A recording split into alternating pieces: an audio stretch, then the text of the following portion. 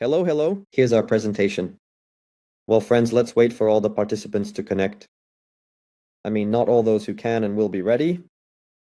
Literally half a minute. We'll give everyone a chance to stop by. And in about half a minute, we're going to begin our first session in our course with you. So for now, settle in, get ready, plug in, and we'll get started soon. Hey. I'm like this now. You can turn on the sound, say hello. Yes, good morning? Okay, I see we've got 4 people hooked up so far. I hope everyone can get in promptly. Let's see, those who can't will watch the tape. Yeah, well, I think it's about time. Perhaps someone else will join us. Good morning to everyone who is just coming in. It's a pleasure to welcome you to the Post-Profile Development course. And today we have our first class. Today we're going to talk about what a job profile is and what it consists of, as well as how to apply it in a company. In total, our program consists of 5 sessions. Today we're talking through 1 laptop to 6 people, all clear, all good. Thanks, Ruslan, then, if you can comment on behalf of the whole group. Today we're going to talk about what a job profile is. In the second session, we're going to discuss what are some ways to develop one, because you can develop it in different ways. And there have been very different approaches in my practice, dependent on timing, on resources.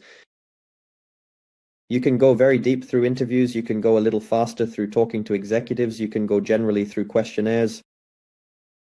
We'll pick up on all of that in the second session. In the third session, we will talk about competency descriptions. Today I'm going to talk about why it's very important to pay attention to competencies in the profile, how to assess them, where to get them, and how to use them later. In session 4, we are going to talk about what tools are already out there that you can take and just use.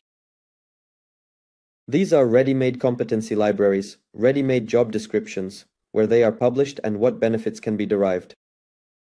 And in session 5, we are going to talk about how to use the profiles that have already been developed in the most such basic, shall we say, HR processes are about recruiting, they are about development, they are about evaluation and performance management. This is what our program will look like. Today, let us talk about what a job profile is, what sections it has, why a company needs it, and what a job analysis is. We are going to meet him today, in general and more in depth in the second session. And let us talk about who should be profiling the post. I mean, what it ideally looks like. Of course, there are always different variations of the possibility. We will discuss such a typical approach. That is the plan for today. In case you are unfamiliar, my name is Mike Pritula. Here is a list of the companies he has worked for. If you do not count making a recruitment application to Alpha Bank, which is also to some extent a prototype of a job profile, the most densely was doing job profiles at Starlight Media, which is an STB TV channel, where we developed job profiles for many employees, creative, non-creative, then evaluated these employees and used these profiles in development recruiting as well. Next, in gamification, well, there was also a big project with Eng where we were gathering a lot of information about positions with the goal of implementing grading. In gamification, I worked more with the results of job profiles. In particular, I did grading for Russia, Ukraine, and Belarus, and there too, we had to work very closely together. Perhaps in cases are startups. There were different challenges there. Here is a little backstory. The work relies on global best practices, a list of companies that I recommend always keep track of because they give the right kind of frameworks, the right kind of knowledge and research. I also want to say that you will all have homework assignments. After each class, completing the homework assignment gives you the opportunity to earn your diploma. A grade of 4 or 5 is a homework assignment. If at the first time that something does not work out, it is okay. I always give feedback and there is an opportunity to finalize the homework to still get a good grade and get a diploma, which you can then print out or add your own Olympics. So the profile of the post. Here we'll look at the kind of job profile your company uses.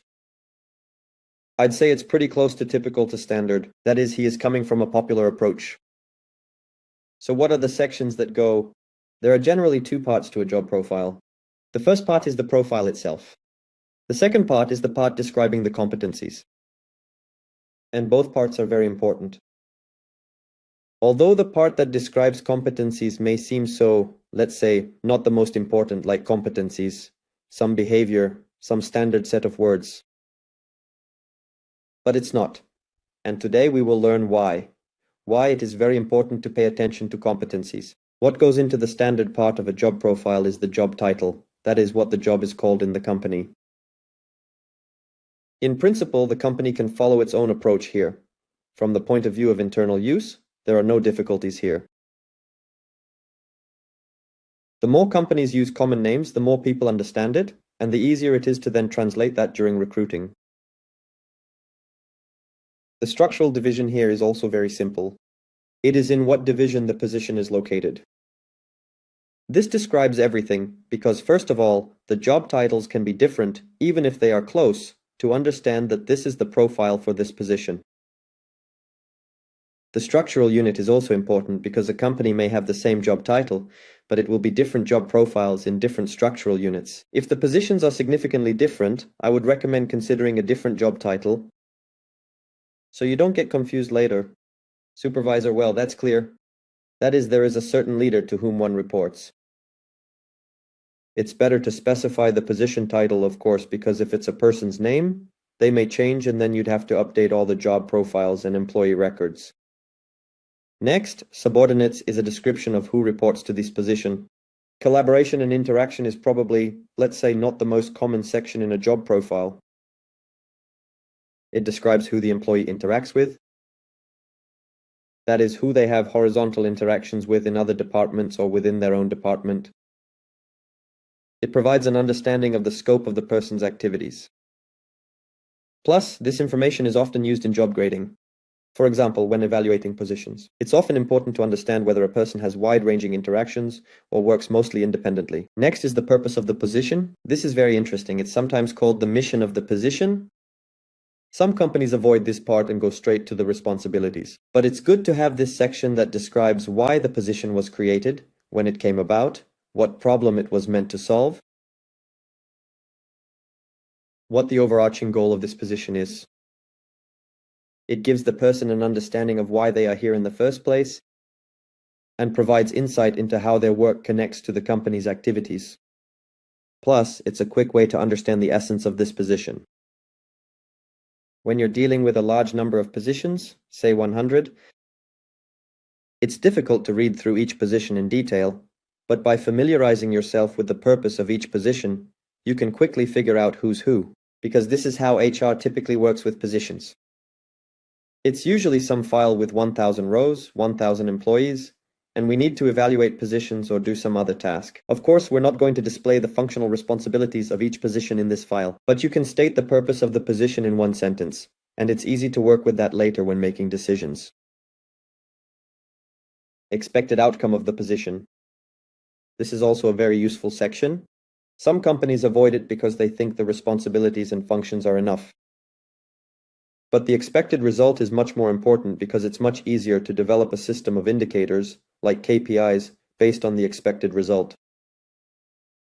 Because the list of functions doesn't always give a clear idea of what's expected from a person. It's often more vague, and the expected result is more specific. Plus, it's very helpful to include the expected outcome in job postings. Because when a person reads a job posting and sees the responsibilities, they probably won't see anything unique in the text of such a posting. So for them, this job will be one of hundreds, but the expected result is quite specific to the company and gives more insight into what is actually required. The only nuance here is that a position's expected outcome can change over time. That is, when the position involves not only operational work, but also some transformational aspects, like a chief HR officer. They might have expected results like building a recruiting system, for example, but once they've built it, that result will no longer be expected. Instead, it might become about improving efficiency or strengthening the employer brand. So this part can be somewhat dynamic, but you shouldn't worry that what you describe now will become outdated someday. Because if it does become outdated, no problem, we'll just update it. In general, job profiles or profiles should be reviewed. You can call them either way, about once every 3 years. It depends on the company's dynamics. A company that's in its, let's say, mature stage of development may not have things changing much anymore, and maybe the positions won't need updating. A company that's in the startup or growth phase might have more dynamically changing profiles. So you can review more often. There can be various reasons why a company decides to review a position. For example, duties changed, a new employee transferred, they decided to revise. That's okay too. So overall, this document isn't something that's approved once and then always followed. It's quite a living document that you can return to and change things. And it's basically a good approach when a company recognizes that this can change. Next, core functionality is probably the most common thing that exists in job profiles. This is also used in job descriptions. Here, as a rule, everything is quite straightforward. Required experience describes what's expected from a person before they come into this position, i.e., where they've been, where they've worked, what they've done. And formal requirements are any requirements that may exist that aren't necessarily represented as some kind of experience, knowledge, or skills. These could be, for example, having a driver's license, having a certificate of English language proficiency, having clearance for certain types of work, and so on. In general, even citizenship requirements. Well, these are the kind of specifics that a person needs to provide. These are the basic sections of a job profile. And now competencies. Competencies are a very interesting part. We'll devote special attention to this in our course. Many companies treat this part rather superficially. They just write down the first thing that comes to mind. But that's not quite right. A good approach is when we carefully record competencies, preferably with indicators, either including indicators directly in each job profile or recording competencies in the job profile. And the company keeps a corporate competency description with indicators somewhere to avoid duplicating the indicators each time, depending on how you plan to use them. However, competencies can be at different levels. In this case, we have 3 levels: professional competencies, managerial competencies, and corporate competencies. Professional competencies are what a person should know in terms of their profession. Managerial competencies only apply to managers or those in a leadership role. For example, a project manager may have these competencies. And corporate competencies can either be universal for everyone, like in this case, or they can be individualized for each position. So in this case, we have a corporate competence section, but today we'll look at a scenario where a company, in addition to corporate competencies, also adds competencies specific to a position or group of positions. There you go. This is what it looks like. Now let's move on. So where is the profile applied? There are different areas where a profile is needed. Overall, I'd say that the profile is a very important tool, and it's quite popular for companies worldwide to have one, simply because there are legal requirements for it. So that any possible disputes or problems with an employee could be resolved by reviewing the job profile. So the first thing is that it allows us to clarify the requirements for a position where we can use the job profile to change a person's responsibilities, change the requirements for them, and thereby recommunicate what is expected of the job. This is called job design. Also, with the help of a job profile, a company can develop process designs, that is, understand what processes it has, use the job profile to describe processes and to optimize processes. Next, it's used, of course, in recruiting. Probably recruiting, from a business efficiency perspective, is one of the most important areas because quality recruiting can't be built without a clear understanding of who we need and who does what. In recruiting, a job profile is needed to describe the job opening, basically just to write it well. Also to select candidates. That is, based on the profile, we're going to look at the first example today. Based on the profile, you can build a candidate evaluation system. Onboarding and training of new employees is also built around the profile. When, for example, at the selection stage, we look at what a person knows and can do, and what knowledge they might be lacking a bit. Accordingly, we plan to provide this knowledge to the person in the first few months of their employment with the company. We plan to convey it to them. Further on, for promotions, it's important that with the help of the job profile, you can see what differences there are between where a person works now and where they would like to work. For example, if a person is being considered for a managerial position or a senior specialist position, by simply comparing 2 profiles and looking for differences, you can conclude that, in order for a person to move from this position to that one, they need to learn how to do this and acquire these kinds of knowledge and skills. The same goes for succession planning, or accession planning as it's called, which is promotion but more long-term. The job profile is also useful here because it allows you to see what a person needs to learn long term, maybe not even over a year, but over 2 or 3 years, in order to be a good candidate for a management position. And finally, performance management is another area where it's useful to use a job profile. With the profile, you can plan a person's evaluation, that is, by seeing the expected results, you can set goals and then assess what the person has achieved. You can also evaluate their knowledge, skills, and competencies, using, for example, a 360-degree assessment, and then, if we see that there's a gap somewhere, plan for development. These are the main areas where a job profile is needed. Let's try this format to answer. In your opinion, what are the top 3 areas in your company where job profiles are currently most in demand or will be in demand? That is, where is it most needed? How would you prioritize for your company? Please write in the chat. Okay, recruiting. Filling a position. So essentially recruiting too. Okay. If that's the assessment, who else sees a need for such a document in your company? Performance management, promotion. The variety of responses indicates that there is indeed a need for this tool in different processes within the company. Cool. There's also a nuance here that we're going to see that it takes some time to develop these job profiles. This is normal. Absolutely everyone experiences this. We may encounter a situation in a company where we need to do something quite quickly, and we don't have this information. This is a very problematic situation. I've encountered this a few times. For example, when a gaming company planned to implement grading and started evaluating positions, they encountered the fact that job profiles were missing. But luckily, the recruiting department had kept all the job descriptions. And because the company had been growing quite rapidly over a short period of time, the description that was in the recruiting system, in Confluence, covered about 70% of the people. This actually saved the project. If recruiters would not have prepared these conditional profiles at one time, it would have been much more difficult to implement grading. It happens in companies. When a company restructures suddenly, or a company buys or sells itself to a company, need to see the profile urgently, submit for some kind of audit. So these are the kind of sudden situations that can arise in the future, and having a job profile will make it very easy for you to get through and won't make you spontaneous, quick, immediately described. Let's move on. Here's an example of how this is used in recruiting. In recruiting, there is a tool called a scorecard or candidate scorecard. You'll have it here available at the link. How it works. For all vacancies that are created in the company, a document describing the job title is prepared,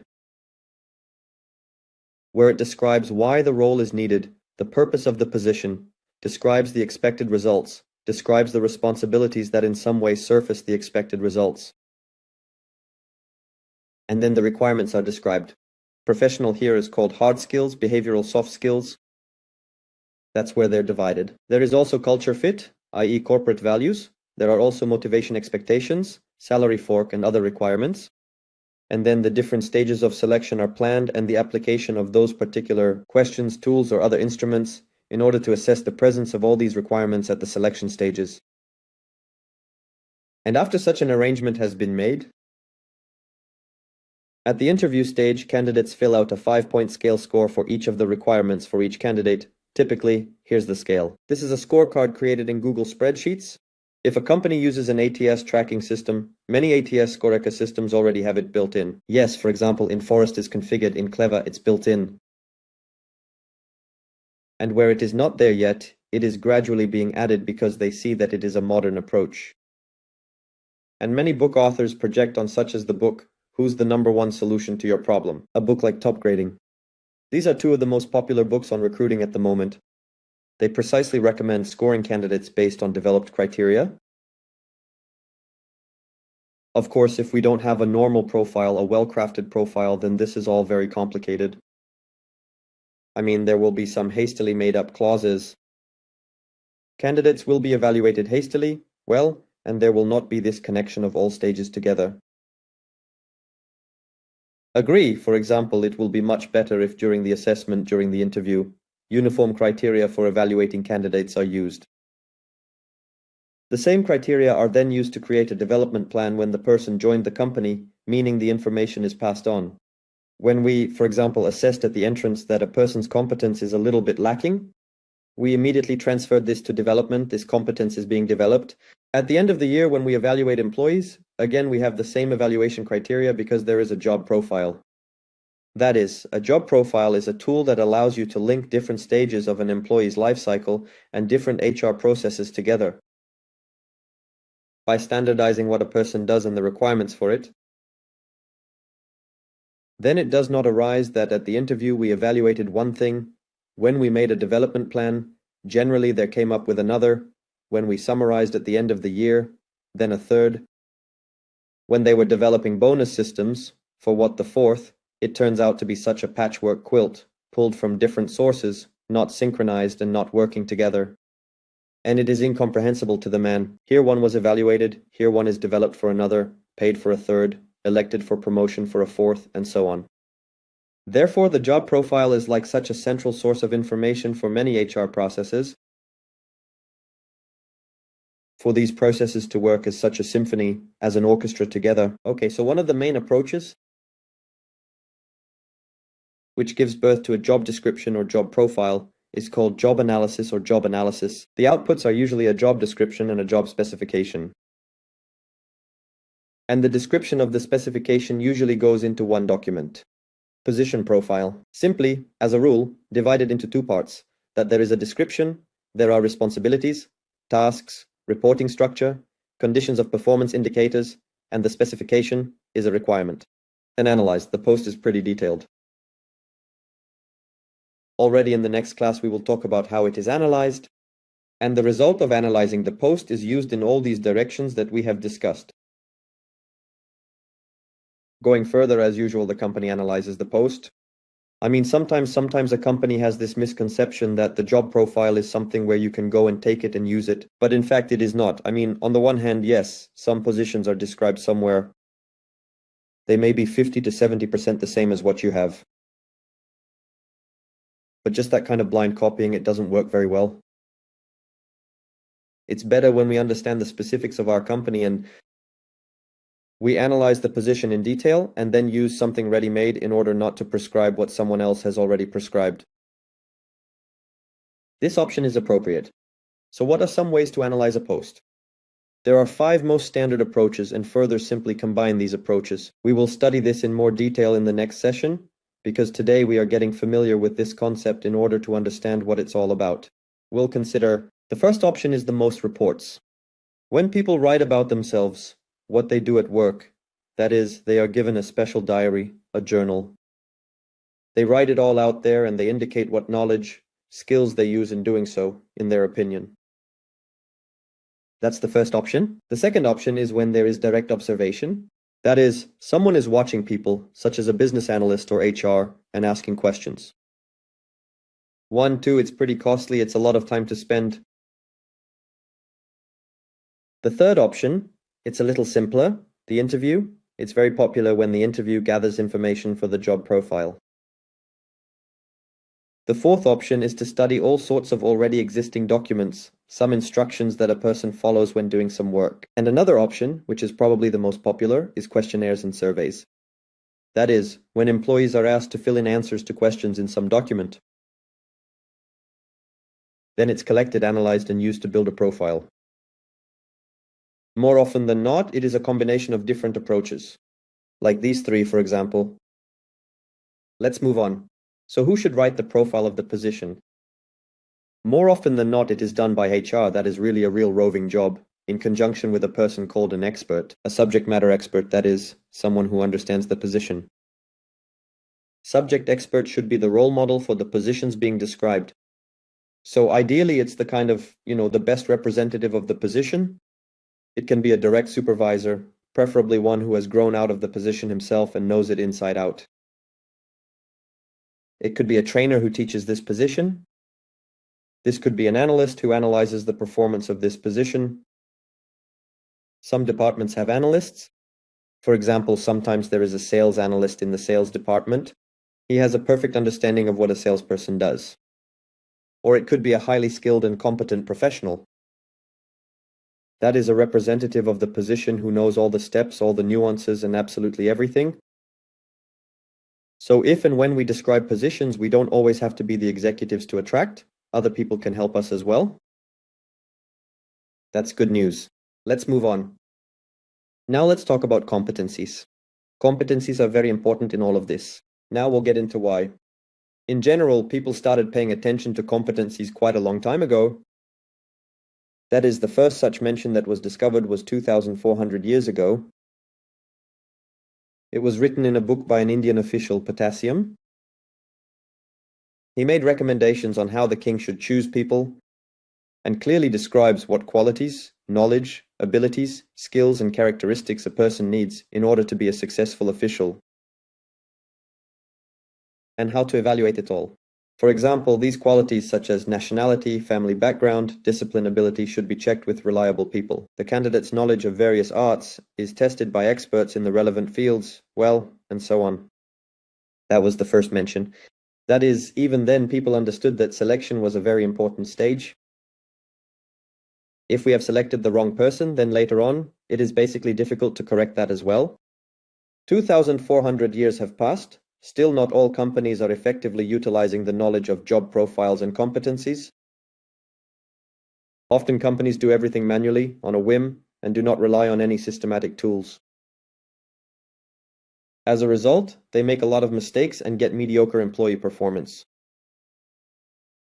Over the last 100 years, however, a tremendous amount of work, research has been done that have put the job profiles and competencies in order. There were different people who were interested in it. It was Taylor and Ford as one such major automobile manufacturer. And Taylor was an economist, a psychologist who studied human behavior.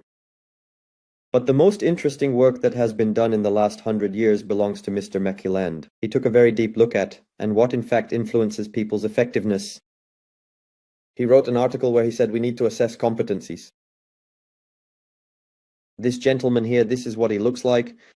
He founded a consulting company, and his company were invited by the US Department of Foreign Affairs to help evaluate candidates and predict a person's job performance. Since they often made mistakes, that is how companies usually selected people before they learned how to do it right. They selected simply by past experience and education, what college you graduated from, what company you worked for. So you either fit or you don't fit, all of them. As such, no assessment tools were used. But often people who just happen to graduate from this or that university, or just happen to work for this or that company, are not good or bad employees. I mean, it's always this kind of loosely connected thing. So this ministry asked McClellan to develop an approach. What McClellan was doing. He came up with an approach that many companies still use today, and you and I will be discussing it in the next class as well. In order to develop the requirements for workers, he began to study what, in fact, is the difference between the best workers and everyone else. As a future psychologist, he knew it could be discerned through questions, and he coined it from people. He was given, roughly speaking, great employees and so-so people. And he started asking people about some situations at work where these people were either succeeding or failing. I mean, I was like, tell me about a situation where you screwed up. As he listened to these people's responses, he started noticing how differently they spoke. Some people would talk about successes and actions, while others wouldn't mention those things. And they would use different words. Being a psychologist, he realized there was a difference in the responses. The difference in responses depended on the presence or absence of certain competencies in a person. For example, if someone had good teamwork skills, they would talk about how they utilized team resources to achieve success.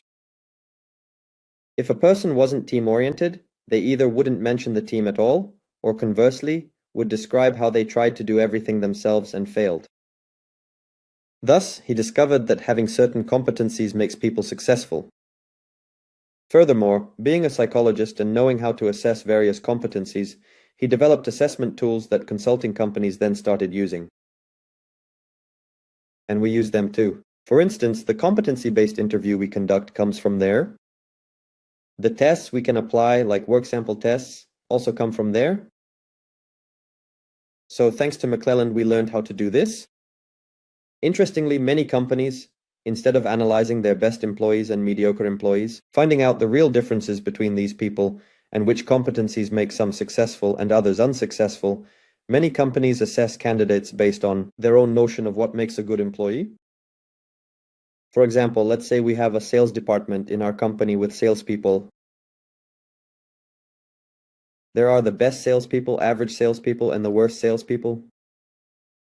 The correct approach is to go to that sales department, study those salespeople, and understand the differences. Why are some the most successful while others are not so successful? Identify those requirements. And then use these requirements in the assessment process, of course. That is, they select people who meet these requirements. Next, of course, is development. If there's a secret ingredient to successful sales, it needs to be developed in all the salespeople we hire. It should be used in selecting people for promotion, bonuses, that is, in all processes. Instead, many companies do what they assume. They think, okay, we need a salesperson, so what makes a good salesperson?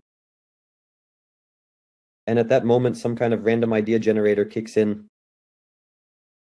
They think, well, we read on the internet that this is important. And it seems to me that these kinds of people will be good. Some companies actually analyze their employees at this point. Some companies make it up off the top of their heads. There are companies where managers hiring personnel are very experienced, very mature, who have recruited people multiple times, developed them, promoted them, fired them. They start to match their past experiences with the requirements, and they really start to come up with some sensible, specific requirements for candidates, because these requirements are based on their experience. But in young companies, for example, where managers are often guys who are 24, 25 years old, with no experience in managing people, no experience in hiring them, tracking how they work afterwards, evaluating, promoting, firing. And the only thing they can do is just generate random ideas. What makes a good salesperson? That is, sharing their thoughts, unsubstantiated and unproven. And at that point, some abstract profile is created which then doesn't yield the right candidates.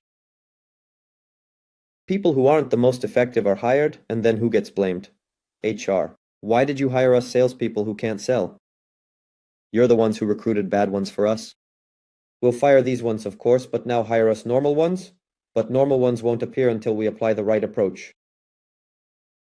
Accordingly, what McClellan did is called a behavioral interviewing tool, in which requirements for employees are born not from imagination, not from a random idea generator, but from real situations. This approach is useful not only for competencies, but also for expected results and responsibilities. Because similarly, some managers, when describing expected results or responsibilities, rely on past experience, on understanding people, while other managers rely on what's on Google or the internet. So the question for you to think about in your work, specifically in your work, were there situations where you tried to find differences between the best employees and average ones? I mean, maybe you had some dialogue with managers. Maybe you conducted some interviews or research.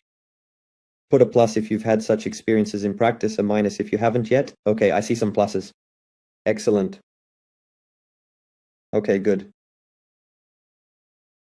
Well, that's great. It's important to understand that creating a job profile along with a competency profile is not an abstract scientific activity, but rather a research process. It's more about gathering information within the company than generating theoretical information. That's essentially how competencies were born. Then there was another person who did a lot, Douglas B., who, together with AT, conducted employee assessments and developed competencies. They wrote a big article about how AT conducted the first assessment center. Many companies became interested and started developing the ideas of assessment centers and competencies. Well, that covers everything related to that. Let's move on. Accordingly, the main conclusion from these gentlemen's work is that success at work can be predetermined if one understands very clearly and in detail what the position entails and what competencies are required for it. But to understand based on real practice, not some templates downloaded from the internet, let's move on. If you're describing the required competencies for a job based only on responsibilities, you're not yet developing the competency profile correctly. This also needs to be internalized. That is, you need to gather information about the employee. Now, what is competence? There's sometimes confusion, that is, a misunderstanding of what is what and how things relate to each other. Our task today is to clarify this so that later, when we gather information and describe profiles, we don't get confused. Competence comes from the Latin word competentia and means authorized to judge or has the right to speak. Next, there are different definitions of what competence is. Some say it's a certain characteristic of a person that allows them to work effectively. Some say it's a kind of human ability. Some say it's behavior, it's the abilities expressed through behaviors. Some say it's a combination of different characteristics, again, which results in productive work. All definitions boil down to the fact that competencies are something that affects a person's performance. That's one thing. And many agree that competencies are mostly about human behavior. What's the difference from knowledge and skills? So knowledge is knowing how to do something and understanding it. Skills are more about practice and experience, while competence is the ability to apply. For example, if I know how to drive, I probably know the traffic rules, I have some experience, I know how to operate a car. There's also another model. It's said that competence is like an iceberg, which has visible and invisible parts. Competence is influenced by a person's knowledge and skills, but also by their motives, personal qualities, and how they evaluate themselves. That is some kind of self-understanding, self-awareness, self-confidence, and so on. Therefore, competence is a combination of elements that ultimately manifest in certain behaviors. How can this be understood? Let me give you a simple example. Why behavior specifically is important. The fact is that, for example, most people probably know how to behave in an emergency situation like a fire. I mean, if you ask a person what they would do if there was a fire and they were in the building, what would you do? They would say things like, I'd first notify someone about the fire, check if there's anyone who needs help. That is, they would be describing their knowledge about behavior during a fire. But if a person is put in a real fire situation, they're likely to not always act the way they say they would, because many other factors come into play, including reactions, characteristics, and motives. Therefore, knowledge doesn't automatically translate to behavior. Often in companies, it's the person's knowledge that tends to be evaluated. For example, a person comes for an interview and they're asked, tell us how you know to sell something to a client, and tell us how to behave in a team, or other such questions. And the person describes it very eloquently, very well, because they have the knowledge. But when it comes to a real situation, it's not certain that the person will behave in the necessary way. Why? Because they have the knowledge but not the skills. That is, they simply haven't practiced it. They can explain it theoretically, but practically, I theoretically know how to cook a certain dish. I can guess the ingredients, but if I haven't cooked it before, my dish will probably be mediocre. That's why experience is important. But also very important are things like a person's motives and motivation. Because for a person to do something, they must have the right motivation. If they don't have the right motivation, they won't act as needed. And in a company, it's very important that a person behaves in a certain way. That's why motivation is important. Let's move on. So let's summarize. Any person's performance consists of several components, some of which are their competencies. Psychologists and consulting companies identify three basic components of his or her, that is, the employees, efficiency, and effectiveness. These are what, how, and why. The what is answered by a person's competence, that is their knowledge and skills. The how is answered by competencies, that is their behavior. And the why is answered by values. Typically, companies try to manage these things. At the same time, people often confuse soft skills and hard skills, competencies with professional knowledge and skills. So, in terms of dividing concepts, it's common in the world to divide them like this. On one side, there are hard skills. Some people, to avoid confusion in the company, say hard skills or just hards. And that's exactly the word they use. This is commonly referred to as competence in professional jargon, or it can simply be called professional technical knowledge. This competence is what a person has learned for their profession, either at university or by reading professional books or in the workplace. The second part is called soft skills or flexible skills or competencies. It's how one behaves in managing tasks, managing people or relationships with non-subordinates, and managing oneself. Corporate culture is also about behavior. It's also more related to soft skills. That's why I recommend highlighting this when we talk about competencies in a company. It's about soft skills, it's about behavior. When talking about professional knowledge, skills, and abilities, It's better to say hard skills or professional knowledge, skills and abilities, or to talk about competence. That's how it is. Well, psychologists and researchers say that truly successful people are those who possess both professional and behavioral skills. For some positions, differences in behavioral skills on the soft skills side can lead to performance differences of several times. That is, people with the same professional knowledge can be very differently effective simply because they have differently developed behavioral competencies. Let's move on. It's important to understand that these behavioral competencies are about human behavior.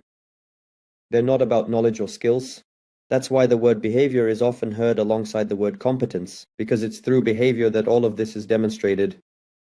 And competence itself is measured by how a person demonstrates behavior. So to summarize, what is competence? It's a set of interrelated skills, knowledge, and personality traits that manifest in an employee's behavior and determine their success in performing work tasks. It can be said that in terms of describing a job profile, a correct competency description is about half of the result. Competency requirements. Competencies should be simple, fairly simply stated, observable, measurable, discrete, allowing for several levels of competence to be identified, covering all key work activities of a person, helping to distinguish between high and low quality work performance, and reflecting the language and culture of the organization. These are typically the requirements for competencies. Here's an example of a competency. What does it look like? A competency has its name, which is usually common and popular, and there's a definition or description. This is very useful because when we talk about a title, different people can imagine completely different things. I say achieving goals, I think of one thing, and you say and think of something else. But even that is not enough. For HR purposes, and for the company's purposes in general, any competency should be described with behavioral indicators. Behavioral indicators are examples of how a person demonstrates this competency in their behavior. They can be either only positive, then their presence indicates that the person has this competency, or they can be described as both positive and negative. Then there's a contrast, making it clear that if a person demonstrates these things, they lack this competency, and if they demonstrate those things, they have it. That's the best way to do it. Several levels are distinguished. The first level is called corporate or organizational. That's what's in your profile. This is when a common, identical set of corporate competencies is implemented for absolutely all employees of the company. They are often linked to values. This makes sense when the company is very homogeneous, and the company knows that for success in this business, it's important for all employees to behave in a certain way. This may work less well when a company has very diverse employees. There's manufacturing, there's office work, there are sales, branches, and accordingly, slightly different behaviors are needed for success in different positions. Therefore, competencies can also be related to a specific area, for example, competencies for finance, for sales, for office work, for HR, and so on. And competencies can be for a specific position for a specific person. This kind is rarely used when a company uses universal competencies for a family of positions. Most often, companies use either corporate competencies or some individual ones for each position. And some companies combine approaches.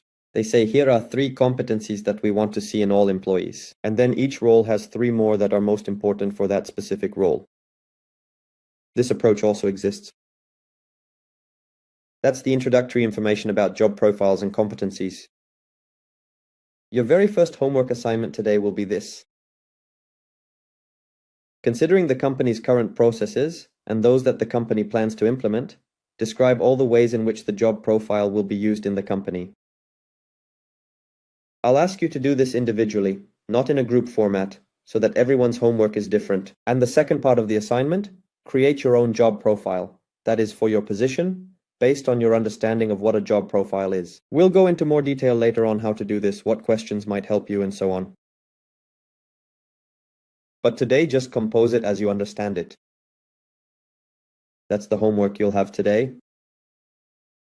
Next, in the second session, exactly 1 week from now, we'll discuss how to develop a job profile, i.e., where to get information from, who to communicate with, what questions to ask if we're talking to a supervisor, what questions to ask if we're talking to an employee or a subject matter expert, or, for example, if we're doing a survey, how to conduct the survey. We'll look at these different methods in the second session. The competencies that we talked about so intensely today for the second part of the class, we will break down in the third session. We'll talk about how to describe them properly in order for them to really help you plan and manage people performance. In the fourth session, we'll take apart the finished product. So, we're going to look at exactly how to describe goals and objectives. Well, yeah, here in the second session, we're going to break down that part. In the second session, which is the top part, for example, I'll show you a profile example. In the second session, we will talk about how to fill this part, how to describe goals, objectives, where to get it. In the third session, we will talk about how to fill this part, about competencies. So what page is it on? In the fourth session, we will see if everything is ready, meaning we must first learn how to do it on our own without using anything ready-made. When we learn how to make our own, we will then look at what's off the shelf, what ready-made job descriptions there are, what ready-made competency libraries there are. That is, when you already know how to do on your own, you can use as such cheat sheets. That is, you're already guaranteed to not just mindlessly pick up and paste into your profile where it's taken from. And you'll take only what you need, take what you don't need, discard, combine from different sources, and generally get what's required. And in session 5 today, we saw how recruiting can use this. We'll be looking at more of these cases in session 5. Okay, we've got the profile, so what's the benefit of this to the company for HR? Where else can we use this other than recruiting? How to use it for development. For example, how to create an individualized development plan based on the job profile. We'll break down the personalized development plan template. We'll talk about how to evaluate employees with a job profile, how to manage performance, how to set goals, how to develop a KPI system, or how to implement an OR system and flesh it out with data from the job profile. That's what's coming up in 5th period. That's the plan. So I want to remind everyone that we have a Telegram chat in your group. There, I don't know, probably haven't all been added yet. So please add yourselves. And if you already have any questions about the post profiles, either about homework or about today's class, you can post there anytime. That is, not only before the class or during the class, but during the week some thoughts came up, some questions were born. Any work situations were related to the topic of this course. Write, and I will answer. Either I will say that, and on this question we will talk at such and such session in more detail, or some ready answer immediately according to the situation. In general, feel free to ask. Try to maximize this time to get the information you need for your job. That's all for today. If there are any questions about today's class, please write. If there are no questions, you can write that today what may have been some useful insight that visited you, on what you are useful for yourself you carry. Okay, message from Ruslan, colleagues, the folder where we will store the developed profiles and the sample I will send in the chat. Oh, that's great. You can, if such an internal folder in the Telegram chat to throw, I all inside will not be able to enter, well, and colleagues will see. Link, okay, all right. Will there be any other questions, comments? So, Mike, thank you very much. That was helpful information where competence came from. All right, chuckles. Thank you. And wishing everyone a productive day. We're meeting exactly 1 week from today. Thank you for the class. Damashka just top very helpful. You're welcome, you're welcome. Thank you too for being active. And see you soon.